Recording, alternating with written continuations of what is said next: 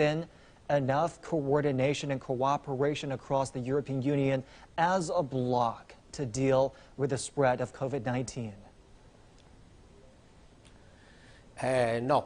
I think and I fear there's been a very little cooperation because the European Union is locked into the philosophy that is at the fundamental of the European Union itself, which is a free movement of people. And once you have this frame of mind, it's very hard psychologically for European leaders to accept that the only way to solve this problem is to stop or limit people's movement. So that's the philosophical contradiction, and that's why this idea is left to individual countries. We have been talking about the Schengen, suspend or not the Schengen treaty, which basically means that when people cross from Italy to France into Germany, they should be able to do it only after showing passport and maybe even checking temperature and so on, while at the moment you can just drive and you don't even know in which country you are because there are completely no borders.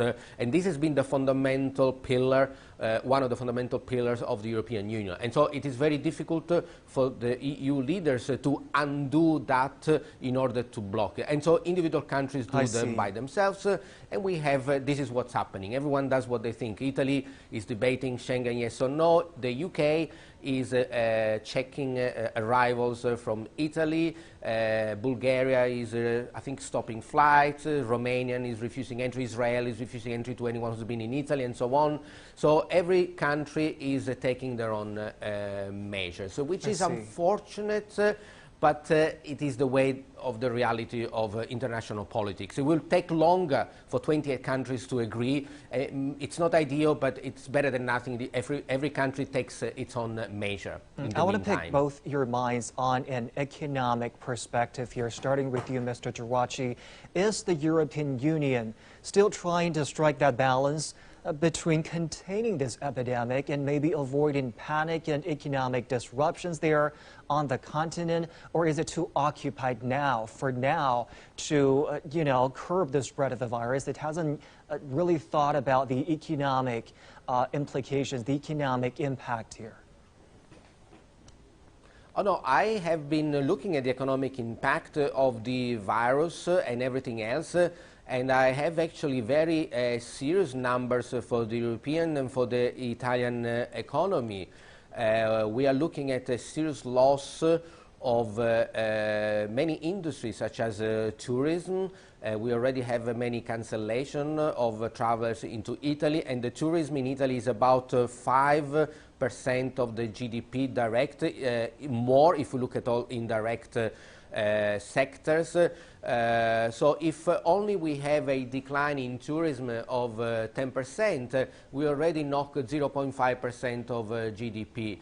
I actually have worries about those trade, exports to China, Chinese supply into the manufacturing companies in Italy could also be affected. So we are looking at 1.5, 2%, even GDP loss for Italy directly from the virus. So the thing that worries me more is that the reaction that we have had in Italy, which has been a little bit hysterical, create anxiety in our foreign partners, and this has further amplified the danger. And so I'm very worried that the economic impact on Italy would be very serious beyond the reality, because we all hope that in a couple of months the whole situation will be cleared and tourists and business will come back to Italy. But the damage that the Italian government seems to maybe doing now could be long-lasting, and we are working to tell our friends around the world that Italy remains, as I said, one of the places where the health service is the best.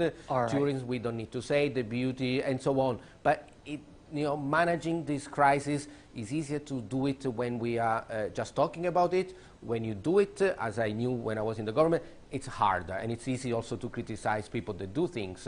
In a way, we have to give them a little bit of doubt, but the damage could be big. But I see. Economic damage, I'm not too worried because money can come back. The reputation damage instead can be long-lasting.